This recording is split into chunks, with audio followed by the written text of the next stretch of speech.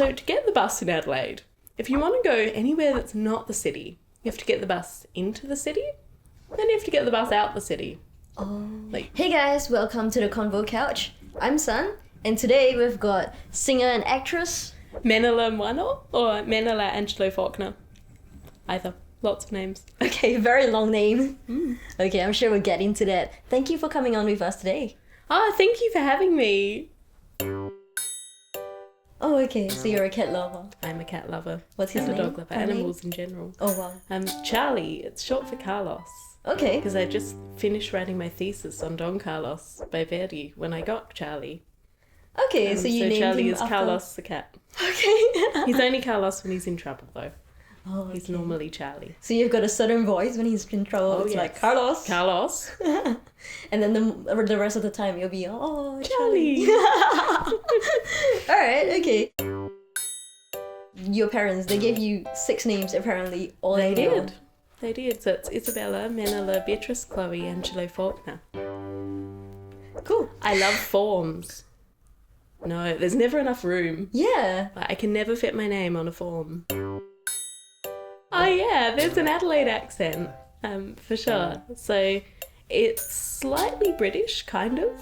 I've been asked from New Zealand as well because the vowels are a little bit different. We say things like chance and dance and we talk very properly. We leave L's off the end of words, so I don't know why we do that. I also got asked if English was my second language more than once because of the slightly strange accent. I said, no, I'm just from Adelaide. Like, my first language is Adelaidean, it's okay. That explains everything. That explains everything. Meat pies, but in Adelaide we turn them upside down and put them in a bowl of pea soup. Right.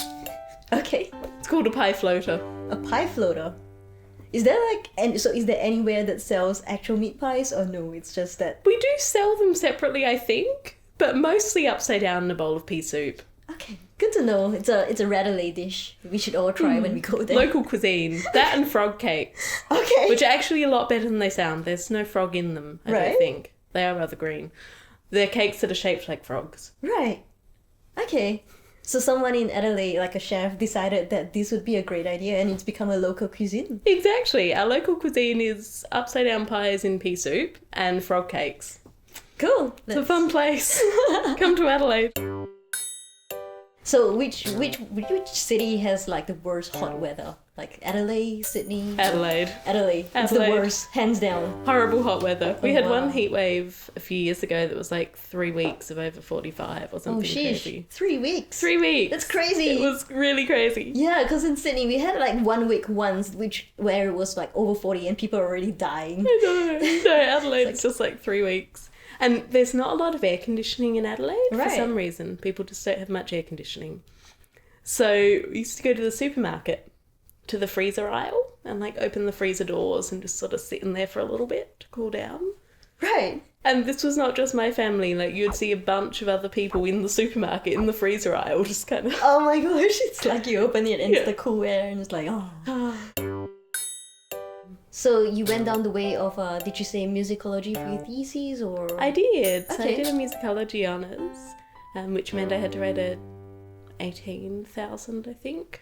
Mine was about that, maybe a bit more, word thesis. Okay. Essentially anything that you could formulate a question, a thesis out of that related to music in some way. Okay. It was nice and open in terms of the range of topics that you could cover. So I picked Verdi just because I loved his operas for a long time and wanted to rant about him a bit. All right. No, I would like to hear about your rant actually. Yeah. So I really love opera and music and theatre as a means for social change and for political statements because I think art is very inherently political. And so I love exploring and reading about composers and artists who create work that's very political. And Verdi was really, really good at that. So his era was one of a lot of political change, like the 19th century in Italy, when they were going through unification and the Risorgimento leading up to that.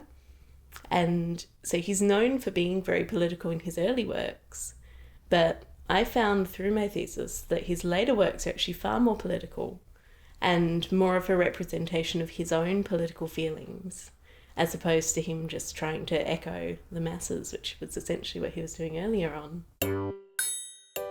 He was not a fan of the system, of the government at all. Quite an anarchist in a lot of ways, actually.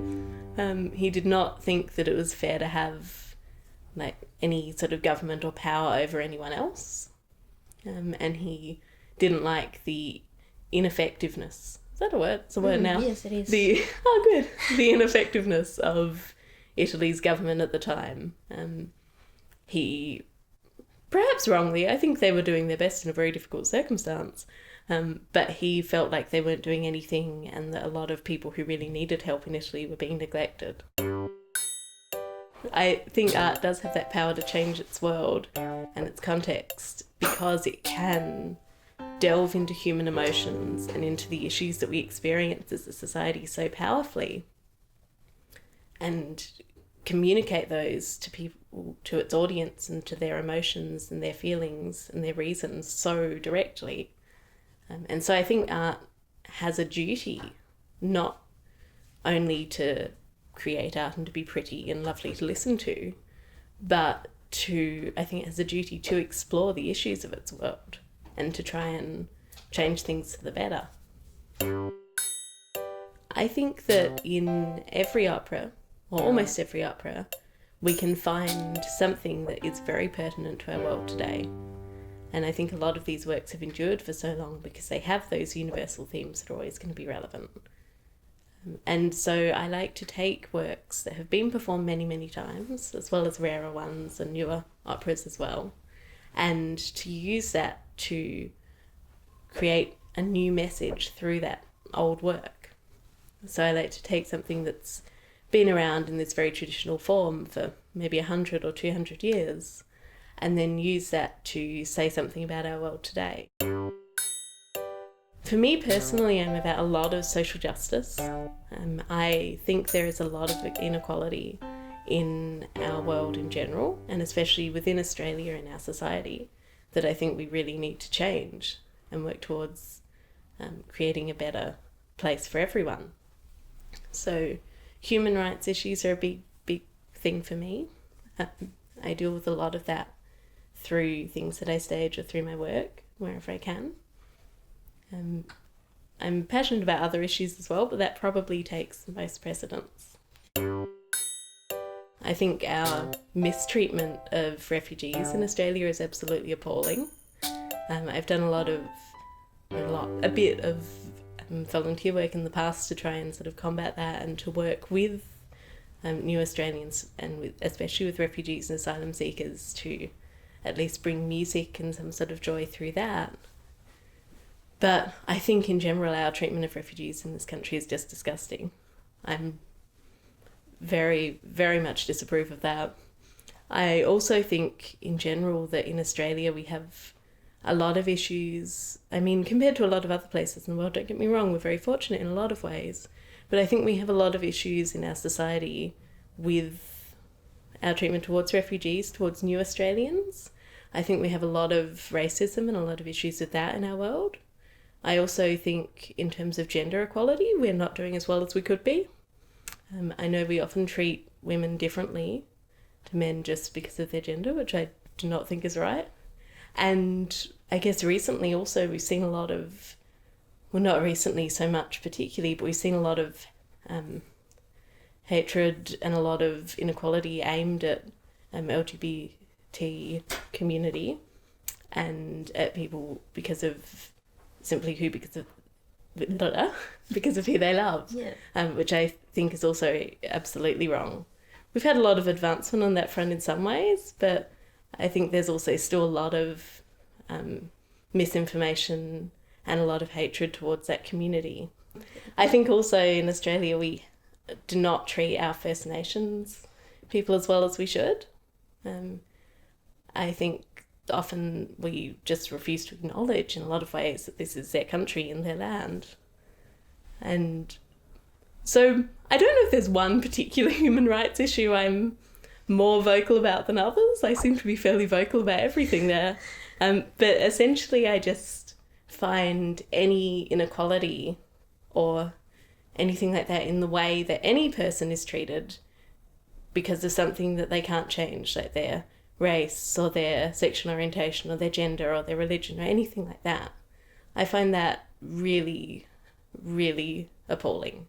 That any inequality or any mistreatment of any other human is awful and shouldn't happen. How do you feel like art or music or even opera in particular can help to address these social injustice issues, especially since you've started your new company as well? Yeah, that's an interesting point. I mean, logically, and if you look at it practically, art isn't going to go out there and fight any battles or change anything, literally. But I think art has a huge power to change things, because when we invite an audience into the theatre, we invite them to experience something as a collective group, with a collective consciousness, and to share in the emotions and the issues that we explore on stage. And I think that we can impact people so greatly if we do that well and convincingly as performers and as directors and musicians and artists. And that I think we have the power really to make people feel and think and question why they behave in a particular way and what they can do to change that. So on the more practical front as well with my company, I mean, I guess I'm looking to do a lot of that through the works that we stage and what we create. But also I'm looking to use the company practically to support social justice causes. So with anything that we stage, any issue that we explore on stage, we will also partner with a charity that relates to that issue when we perform and donate some of our profits there. We'll also try and raise issues, obviously, that are contemporary and relevant to our society today, because that's what opera has to do, to keep drawing in an audience and to keep impacting people and creating change. And we're open to anyone to attend as well. So we don't have a set fee or ticket price or anything like that. It's all pay what you can afford to come and see what we do, so that we can hopefully reach the widest audience possible. If there was a superhero that was an opera singer, what would they be like? Oh, good question. Opera person, opera man, opera woman. I think, in a way, anyone who tries to make a career and makes a career in opera is a superhero. So we do so many things at once, that there's acting and music and theatre and performance and business and language and all these things that you tie together to create opera and to be an opera singer or an opera director or performer. And so I don't know if that's really answered the question, but I think anyone who makes a career in opera or tries to is a superhero. Would you have like a call like, opera man? No. Yeah, definitely something like that. Opera person, da da da da. Wow. Yeah. Can we get your best opera superhero intro? Ready? Dun, dun, dun. Da da! Opera man! Opera woman! Opera person! I still need to come up with a better name for them, I think. Yeah. The operator. I don't know. Oh. Or something like that. Hey, that's actually pretty good. It's a nice pun. The operator. Yeah. The operator. What's your attack like? Oh, good question. I reckon opera hands. And usually have the classic sort of. She's gonna destroy you with your opera powers, right? Okay. Ready? So. And Operator! 3, 2, Da- 1. Ta-da! Operator! Okay, does that. Peter always makes me do this. Thanks for hanging with us on the Convo Couch, and thank you to Menila as well for coming on. Oh, thank you for having me, San. It's been so much fun. Don't Thank forget you. to check out the cooperative. Thank you. Yeah, we've got the links below. Thanks for having me. Hey, thanks for having me and for listening to me rant about everything opera and political and social justice and everything in between. Keep following or start following the cooperative and me personally if you want, for more information about our projects and what we get up to, and for more information about everything we do to try and change the world through opera. Thank you. Don't forget to check out the links below, and if you like this episode, Don't forget to subscribe to check out the other episodes too. See you!